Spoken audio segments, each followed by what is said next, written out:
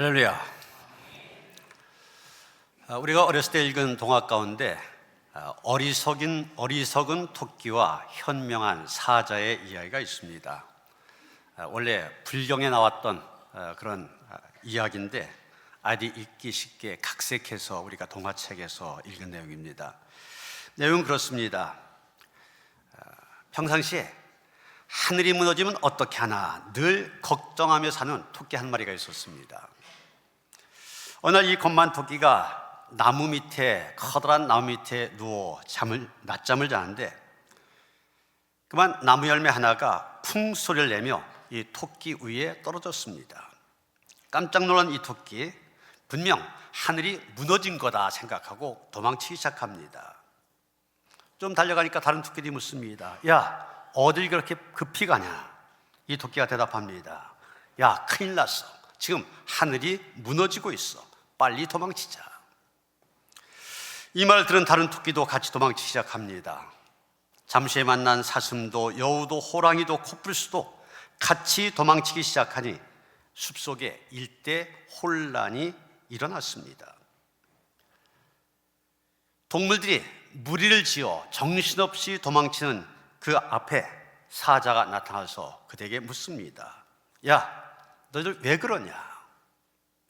예, 사자님, 지금 하늘이 무너지고 있습니다. 빨리 도망치세요. 이 말을 들은 사자가 다 모여놓고 하늘이 무너진다는 말을 누가 했느냐 하나하나 추적해 나갔더니 결국 마지막에 겁 많은 토끼가 한 것으로 드러났습니다. 사자는 그 겁에 질려있는 토끼와 동물들을 데리고 토끼가 누워 자던 나무 밑으로 갔습니다. 가서 보니 거기에는 나무 열매 하나만이 떨어져 있을 뿐이었습니다. 여러분, 이 이야기가 원래 불경에 나왔었다고 그러잖아요. 성경에 있는 말씀도 어떤 교훈을 주는 것처럼 불경에 이 이야기가 실렸다는 얘기는 교훈을 준다는 얘기예요. 그런데 제목이 어리석은 토끼와 현명한 사자 그랬는데 실제적으로 이 이야기의 초점은 무조건 토끼를 따라 달렸던 여러 짐승들, 여기에 초점이 맞춰져 있습니다. 어디로 가는지 목적지도 모르고 무조건 따라갑니다. 사람들 가운데 그런 사람들이 많다는 얘기입니다. 어디로 가는지, 인생의 목적이 무엇인지 알지도 못하고 무조건 따라가는 사람들, 그런 사람들이 이 세상엔 너무나 많다는 얘기입니다. 이런 의미에서 쓰여진 사자성어 가운데 뇌화부동이란 말이 있습니다. 한자 그대로의 의미를 풀어보면 화에 뇌동을 붙인다 이런 뜻입니다.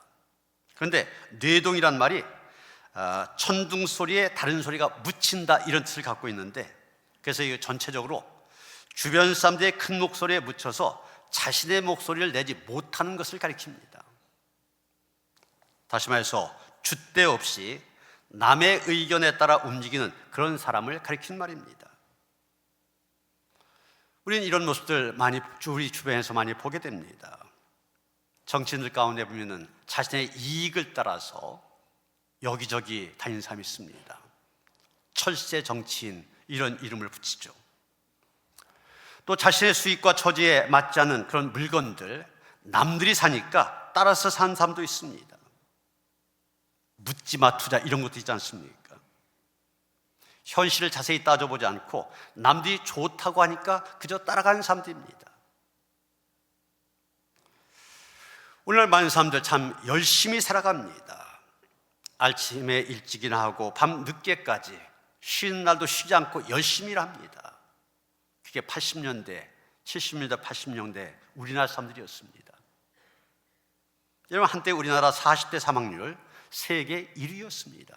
여러분 보시는 것처럼 1900 몇 년입니까? 83년도 보면은 1000명당 우리나라에서 40대 11명이 사망을 했어요. 미국은 1000명당 4.9명이 사망할 때입니다. 거의 미국보다 배 이상. 근데 이후에 이제 저녁이 있는 삶, 또 이렇게 주 5일제 이런 것들이 되어지면서 이제 우리나라 역전이 되어져서 지금은 이제 미국이 우리보다 2배 높은 그런 상황이 되어졌습니다. 40대 사망률이 세계 1위였다. 무슨 얘기입니까? 우리나라의 40대들 그만큼 열심히 살았다는 얘기입니다. 그런데 문제는 무엇을 위해서 그렇게 숨차게 뛰었냐는 겁니다. 그 열심히 산 결과가 사망률 제일 높은 걸로 나타났잖아요. 무엇을 위해 그렇게 열심히 뛰었냐? 10중 8구는 남들이 하니까 나도 한다 이겁니다. 남들이 좋은 차 사고 남들이 좋은 집에 사니까 나도 당연히 그래야 된다 생각하고, 그러다 보니까 어느새 그것이 인생의 목표가 되어졌습니다. 그런데 여러분, 사탄이 우리를 시험할 때 사용하는 가장 효과적인 방법은 삶의 목표를 잃어버리게 만드는 겁니다. 왜 사는지 스스로 생각하지 않냐고 부화내동하도록 만드는 것, 이것이 바로 사탄의 전략입니다.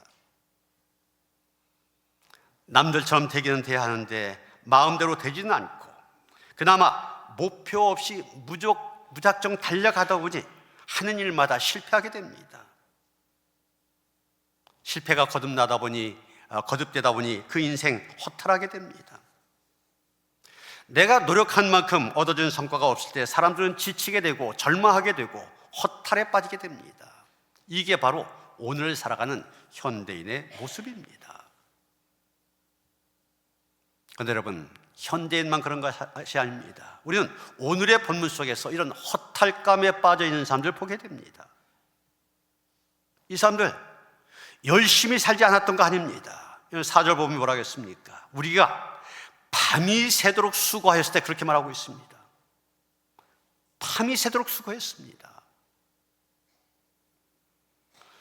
여러분, 베드로를 비롯한 그 동료들, 바닷가에서 어부로 잔뼈가 굵었고 지금까지 어부로 살아왔기 때문에 고기 잡는 일에 있어서는 그 누구한테 뒤진다 생각하지 않았고, 그 분야에 있어서는 자타가 공인한 전문가입니다. 어부의 상식을 가지고 고기가 많이 잡힌 곳, 고기가 많이 잡힌 시간 잘 알고 있었습니다. 그래서 늘 하던 대로 그 시간에 그곳에 가서 집중적으로 그물을 던졌을 겁니다. 대강대강 한 것이 아닙니다. 적당히 한 것이 아닙니다. 밤이 새도록 수고했다고 그랬어요. 그러나 결과는 어떻습니까? 밤이 새도록 수고하였을 때 잡은 것이 없었습니다. 우리는 베드로의 이 대답 속에서 기대했던 모든 것들이 일시에 무너지고 오랜 노력이 그만 헛수가 되었을 때 삶이 갖게 되는 삶의 의욕상실, 허무함, 이런 것들을 보게 됩니다. 지금까지 자기들을 먹여 살려준 바다에 그물을 던지고 지금까지 먹고 살게 해줬던 물고기를 잡아 올리려고 하였지만 던질 때마다 이상할 정도로 단 한 마리 잡지를 못하였습니다. 그렇게 하기를 수십 번, 수백 번 했음에도 불구하고 날이 밝을 때까지 한 마리의 물고기도 잡지 못하였습니다. 헛수고로 인하여 하염없이 실망하며 또 언제 물고기가 잡힐지 기약이 없는 빈 그물을 정리하는 일밖에 더 할 일이 없었습니다. 철저히 실패한 것입니다. 성공을 기대했지만 결과는 실패입니다. 여러분, 어쩌면 오늘 살아가는 우리 역시 이와 똑같은 경험을 하면서 살아가고 있는지 모릅니다. 인생을 살아가면서 누구나 크고 작은 일들에 실패한 경험들 갖고 있을 것입니다. 그러다 보니 매일매일 빈 그물을 정리해야 될 때가 있습니다. 공들여 쌓아 올린 사업이, 또 평생을 헌신했던 직장이 와르르 무너지기도 합니다. 그렇게 믿었던 자녀들이 탈선하기도 하고, 대학을 나왔다 해도 원하는 대로 취직이 되지 않아 자포자기, 3포 세대, 5포 세대, N포 세대, 이런 얘기까지 나왔잖아요. 이처럼 기대했던 그것들이 일시에 무너지고 오랜 노력이 그만 헛수가 되었을 때 사람들은 삶의 의욕을 잃어버리게 되고 허무감을 느끼게 됩니다. 성공의 기약이 없이 빈 그물을 매만지는 것만큼 험한 일이 어디 있겠습니까? 이대로 가다가는 일어설 용기도 살아갈 의욕도 없습니다. 그대로 끝난 것처럼 보여집니다. 그런데 여러분, 그 옛날에도 그렇고 지금도 마찬가지입니다. 인간의 이런 험한 삶의 현장에, 우리의 수고가 헛수로 그치는 현장에 어김없이 찾아오는 분이 계십니다. 누구십니까? 바로 예수님이십니다. 여러분, 예수님 지금 베드로가 성공했을 때 찾아오셨습니까? 베드로가 고기를 많이 잡았을 때 그것을 축하하기 위해 오셨습니까? 아닙니다. 베드로가 한 마리의 고기도 잡지 못했을 때 찾아오셨습니다. 예수님은 성공한 베드로를 찾아오는 것이 아닙니다. 실패한 베드로, 철저하게 실패한 베드로를 찾아오신 것입니다. 여러분, 어떤 일에 실패하였습니까? 어쩌면 바로 그때가 찾아오시는 예수님을 만날 수 있는 기회가 될 수 있습니다. 우리가 성공했을 때만 예수님 찾아오신 것 아닙니다. 우리가 실패했을 때도 예수님은 찾아오십니다. 우리가 강할 때만 찾아오신 거 아닙니다. 우리가 약할 때도 찾아오십니다. 우리가 당하는 실패의 현장 속으로 예수님은 우리를 찾아와 주시는 것입니다. 우리를 위로해 주시기 위해서, 우리의 실패를 성공으로 바꿔주시기 위해서, 우리가 낙심하고 힘들어할 때 더더욱 예수님은 우리를 찾아오시는 것입니다. 베데스다 연못가 38년 된 병자에게도 예수님은 찾아오셨습니다. 태어나면서부터 앞을 보지 못하던 그런 사람에게도 예수님은 찾아와 주셨습니다. 낙심 가운데 엠마오마을로 내려가던 두 제자에게도 예수님 찾아오셔서 그들과 동행해 주시고 그들을 위로해 주시고, 그래서 그들의 슬픔이 바뀌어 기쁨이 되게 해주셨습니다. 여러분, 황무지라는 시로 유명한 T.S. 엘리엇이 있습니다. 4월은 가장 잔인한다, 이게 황무지, 그런 말로 시작되지 않습니까? 우리에게 너무 잘 알려진 그런 시인데, 이분은 낙심 가운데 엠마오로 내려가던 두 제자에게 나타나신 예수님이 그들과 동행하시면서 위로해 주셨던 그 광경을 이렇게 시로 읊었습니다. 항상 당신 옆에서 걷고 있는 제3자는 누군가? 세어보면 언제나 당신과 나 둘뿐인데, 내가 이 하얀 길을 내다보면 당신 옆엔 언제나 또 한 사람이 갈색 망토를 걸치고 소리 없이 걷고 있다. 두건을 쓰고 있어 남자인지 여자인지를 알 수 없으나 하여간 당신 곁에 서 있는 그 사람은 누구인가? 여러분, 이 엘리엇이 마지막 그 사람은 누구인가 질문하고 있는데 누굽니까? 예수님이십니다. 이 엘리엇이라는 사람이 이 시를 쓰게 된 동기가 있습니다. 그때 남극을 탐험하러 갔던 남극 탐험대들이 무사히 돌아왔습니다. 그리고 사람들에게 그 결과를 보고하였습니다. 이 사람들은 남극을 탐험하는 동안에 혹한의 추위와, 여러분 오늘 춥다고 하지만 이건 뭐 상상도 안 됩니다. 영하 40도 50도 되는 이런 혹한의 추위, 그리고 그 가운데서 계속 가다 보니 생긴 극도의 피로, 이런 것들과 싸워야만 됐습니다. 이러다 보니까 극한 상황에 빠질 때가 한두 번이 아니었습니다. 실망과 좌절 속에 빠질 때도 많이 있었을 것입니다. 그런데 그럴 때 모든 대원들이 아주 이상한 신비한 환상들을 체험하게 됩니다.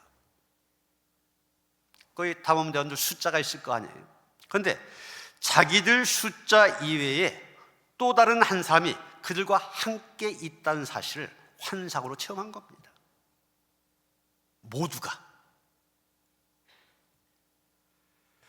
그들은 자기들 숫자 이외에 존재하는 그 한 사람 때문에 늘 위로를 받았습니다. 그 한 사람으로 인하여 그들은 그 극한 상황을 이겨내고 죽음도 이겨내고 임무를 성공적으로 수행한 다음 무사히 돌아올 수 있게 된 겁니다. 이 엘리엇이 그 은혜로운 간증을 들었습니다. 들으면서 머릿속에 영감이 떠올라 지은 시, 바로 이 시. 그 사람은 누군가 이 시입니다. 여러분, 본래 대원들 숫자 이외에 또 한 사람 누구였습니까? 우리가 광야 같은 인생길을 걸어가면서 피곤하고 힘들어 지칠 때마다 우리를 찾아와 주시는 분이 있습니다. 그분이 누구십니까? 마태복음 28장 20절에 보면 주님께서 우리에게 분명히 약속하셨습니다. 볼지어다 내가 세상 끝날까지 너희와 항상 함께 있으리라. 끝날까지 함께 있으라 약속하신 바로 그 주님이십니다. 그 주님이 함께 하십니다. 여러분, 어려운 일 다가왔습니까? 어떤 일에 실패하였습니까? 낙심 가운데 빠져 있습니까? 가족들 쳐다볼 면목도 없는 그런 삶을 내가 살아가고 있다 생각하십니까? 베드로를 찾아오셨던 그 예수님, 우리도 찾아와 주실 것입니다. 그 다음 오늘 본문 3절 보면 이제 베드로를 비롯한 사람들 찾아오신 예수님, 베드로에게 내 배 잠시 육지에서 떼라, 그렇게 부탁을 합니다. 베드로가 그대로 했습니다. 예수님은 베드로의 배에 올라 앉으셨습니다. 그리고 거기서 무리들에게 말씀으로 가르치셨습니다. 아마 베드로도 그 무리와 섞여 앉아서 예수님의 설교에 귀를 기울였을 것입니다. 그런데 예수님은 설교를 마치시고 난 다음에 분명히 설교는 모든 대중을 향해서 하셨습니다. 그런데 설교하신 다음에 베드로 한 개인을 향해 말씀하셨습니다. 베드로야, 깊은 데로 가서 그물 내려 고기를 잡아라. 여러분, 왜 예수님 베드로에게 그런 말씀하셨겠습니까? 예수님 전지하신 분이기 때문에 모든 것을 알고 계십니다. 갈릴리 바다의 고기가 지금 어디에 모였는지 예수님 알고 계셨습니다. 또 예수님 전능하신 분, 바다의 풍랑까지 잠잠하게 하시는 전능하신 분이십니다. 그러니 베드로가 말씀의 의지에 깊은 데로 가서 그물 낼 때 예수님 얼마든지 갈릴리 바다의 고기를 명해서 베드로의 그물 속으로 들어오게 하실 수 있었을 겁니다. 깊은 데로 안 가도 됩니다. 그런데 깊은 데로 가라고 하셨습니다. 여러분, 오늘도 가만히 생각해 보면 우리 역시 이 세 가지의 단계를 거치고 있습니다. 우리가 지금 하나님께 예배드려 나왔지 않습니까? 지금 베드로의 배 육지에서 조금 뗀 것처럼 우리는 세상에서 잠깐 떨어져서 하나님의 전으로 나왔습니다. 베드로가 여러 사람과 함께 예수님의 설교를 들었던 것처럼 우리 역시 지금 함께 더불어서 하나님의 말씀에 귀를 기울이고 있습니다. 그 다음 단계가 중요합니다. 베드로, 자기 개인에게 찾아오신 예수님의 말씀을 들었던 것처럼 우리 역시 나에게 말씀하시는, 개인적으로 말씀하시는 예수님의 음성을 들을 수 있어야 된다는 것입니다. 우리가 함께 모여서 하나님의 말씀을 듣고 있지만 하나님께서 내게 주신 말씀이 있습니다. 이것을 들을 수 있어야 된다는 거예요. 여러분, 미국의 석유 왕으로까지 불려졌던 록펠러라는 사람 이야기 많이 들으셨죠? 이 사람은 젊은 시절에 광산업에 손을 대었다가 큰 실패를 경험하였습니다. 정말 깊은 좌절을 맛봐야만 했습니다. 친구한테서 금광 하나를 인수받았는데 알고 보니 사기당한 것이었습니다. 이미 캐낼 수 있는 금은 다 캐내고 찌꺼기만 남은 거 판 거예요. 폐광이나 다름이 없었습니다. 은행에서는 계속해서 빚을 독촉하는 독촉장이 날라옵니다. 광부들에게 임금을 주지 못하니까 이 광부들 폭도처럼 변하기 시작합니다. 그런 상황에서 록펠러는 결심을 하고 그 광산 깊은 데까지 내려갔습니다. 그리고 그곳에 돗자리를 깔았습니다. 내가 하나님의 응답을 받기 전에는 결코 이 자리를 떠나지 아니하리라. 식음을 전폐하면서, 요즘 말로 보면 금식하면서 기도의 깊은 자리로 내려갔습니다. 그런 가운데 깊은 은혜를 체험하게 됩니다. 하나님의 음성을 듣게 된 겁니다. 더 깊이 파라.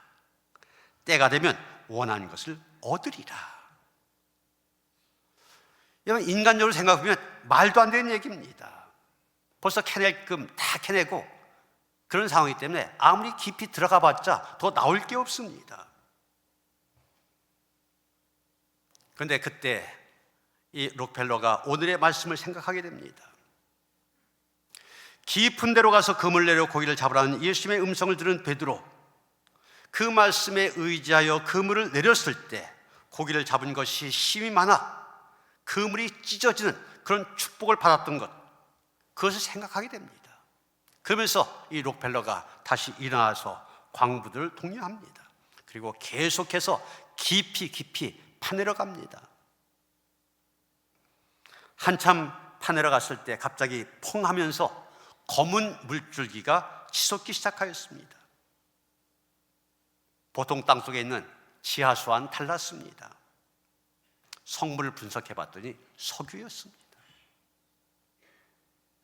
유전이 그곳에서 발견된 것입니다. 이것이 계기가 되어 록펠러는 미국의 석유 왕이 되었습니다. 그 시대 세계 제일 가는 갑부가 되어진 겁니다. 여러분, 오늘도 말씀을 통하여 예수님은 우리가 나아가야 될 삶의 방향을 제시해 주고 계십니다. 깊은 데로 가서 금을 내려 고기를 잡으라 말씀하십니다. 당연히 지금 우리 더 깊이 기도해야 될 때입니다. 더 깊이 말씀을 묵상해야 됩니다. 더 깊이 헌신의 자리로 나아가야 됩니다. 때가 되면 하나님께서 우리가 바란 것 얻게 하실 것입니다. 우리가 기대했던 것, 그 이상의 것들 우리에게 주어질 것입니다. 여러분, 베드로는 예수님의 말씀을 듣고 어떻게 했습니까? 4절 보면 예수님 베드로에게 말씀하셨습니다. 깊은 데로 가서 그물을 내려 고기를 잡으라. 그런데 예수님 그렇게 말씀하셨지만 베드로에게는 예수님의 그 말씀에 순종하기 어려운 여러 가지 이유와 조건들이 있었습니다. 그래서 베드로는 예수님에게 솔직하게 그 사실을 먼저 말씀드립니다. 5절입니다. 우리들이 밤이 새도록 수고하였을 때 잡은 것이 없지만은, 이 짧은 한 구절 속에 바로 순종하기 어려운 여러 이유, 조건들이 들어있습니다. 우리들이 그랬잖아요. 베드로뿐만이 아니라 그 동료들 다 직업적인 어부들입니다. 고기 잡는 일에 있어서는 이 사람들이 전문가입니다. 예수님은 공생의 삶을 사시기 전에 목수란 직업을 갖고 계셨습니다. 다시 말해서 집을 짓는 일에 있어서는 예수님이 전문가십니다. 그러나 고기 잡는 일에 있어서는 베드로가 전문가입니다. 지금 수산과 출신의 베드로에게 토목과 출신의 예수님께서 오셔서 너 고기를 잡게 해주겠다 말씀하고 계신 겁니다. 이거 받아들이기가 쉽습니까? 또 밤이 새도록 그랬습니다. 그물은 밤에 내리는 것이지 낮에 내리는 것이 아닙니다. 시기가 맞지 않습니다. 때가 적절하지 않습니다. 또 수고하였을 때 그랬습니다. 베드로는 밤새도록 수고하였습니다. 뜬 눈으로 밤을 지새우면서 그물을 내리고 또 내렸습니다. 그런데 지금 얼마 피곤한 상태입니까? 그리고 지금은 그물까지 다 깨끗하게 씻어놓은 상태입니다. 오늘 일은 끝났다. 그런데 예수님 그 베드로에게 다시 깊은 데로 가서 그물을 내려 고기를 잡으라 말씀하십니다. 사실은 고기를 잡는 장소도 적합하지 않습니다. 적당한 깊이의 바다에 그물을 내려야지 깊은 데에 가서 그물을 내리면은 그물이 땅에 닿지도 않습니다. 근데 어떻게 고기를 잡아요? 그래서 베드로는 예수님의 말씀에 순종하기 어려운 여러 가지 상황들에 대해서 말씀을 드린 것입니다. 그러나 그 말씀을 드렸지만 그가 어떤 결단을 내렸습니까? 5절 보면은 말씀에 의지하여 내가 그물을 내리리이다. 말씀에 순종하였습니다. 그럴 때 그 결과가 어떠했습니까? 6절 7절 봅니다. 그렇게 하니 고기를 잡은 것이 힘이 많아 그물이 찢어진지라. 이에 다른 배에 있는 동무들에게 손짓하여 와서 도와달라 하니 그들이 와서 두 배의 채움에 잠기게 되었더라. 실패가 큰 성공으로 바뀌어졌습니다. 경제적인 회복이 이루어졌습니다. 더 나아가 베드로는 사람을 넘는 어부가 되는 영적인 축복까지 받게 되었습니다. 여러분, 예수님이 우리에게 말씀하실 때 우리에게도 순종하기 어려운 환경과 조건들이 있을 수 있습니다. 그러나 우리가 예수님의 말씀에 순종하면 예수님 우리의 삶을 책임져 주십니다. 아버지가 어린 아들에게 말을 가르치고 있습니다. 비행기, 자동차, 호랑이, 코끼리 열심히 그림을 그려주면서 말을 가르치고 있습니다. 그런데 그것을 따라하던 아이가 갑자기 아버지의 볼펜을 빼앗았습니다. 자기가 그려보겠다는 겁니다. 그리고 나름대로 그림을 그리려고 애쓰지만 어린아이 그림을 잘 그릴 수가 없습니다. 그래서 아버지가 아이를 도와줍니다. 아이의 손을 붙잡고 그림을 그리기 시작합니다. 그런데 붙잡고 그리는데 결과는 똑같습니다. 좋은 그림이 그려지지 않습니다. 여러분, 이유가 무엇입니까? 아이가 아버지의 손에 붙들린 자기의 손에서 힘을 빼지 않았기 때문입니다. 아이가 힘을 빼지 않으니까 아버지가 잡는 거 아무 소용이 없습니다. 여러분, 주님께서도 그를 믿는 자녀들에게 좋은 작품을 기대하십니다. 그래서 자녀들의 손을 붙들고 인생의 그림 그리십니다. 주님의 품에 있는 자녀들이 좋은 작품을 만드는 비결 간단합니다. 온전하지 못한 내 힘을 빼는 것입니다. 내 고집을 꺾는 것입니다. 그리고 오직 주님의 뜻에 순종하여 사는 것입니다. 말씀에 순종하여 그물이 찢어지도록 많은 고기를 잡게 된 베드로, 그 성공의 순간 놀라운 진리를 깨닫게 됩니다. 8절 말씀 보면 시몬 베드로가 이를 보고 예수의 무릎 아래에 엎드려 이르되 주여 나를 떠나소서 나는 죄인이로소이다 하니, 그렇게 말하고 있습니다. 베드로가 자기가 죄인임을 깨달았습니다. 그런데 여러분, 지금 고기가 많이 잡힌 것하고 자기가 죄인이라고 고백한 것 이 사이에 무슨 연관성이 있습니까? 기적사건을 통하여 베드로는 예수께서 하나님이심을 깨닫게 됩니다. 그래서 예수님을 향하여 먼저 주여 이렇게 고백합니다. 이제 그 하나님 앞에서 자신이 죄인임을 시인하게 된 것입니다. 전지전능하신 하나님, 그 하나님 앞에서 우리가 숨길 수 있는 것 아무것도 없습니다. 우주 만물을 다스리시는 분이 우리를 속속들이 알고 계시기 때문에 우리는 자신이 죄인임을 고백할 수밖에 없습니다.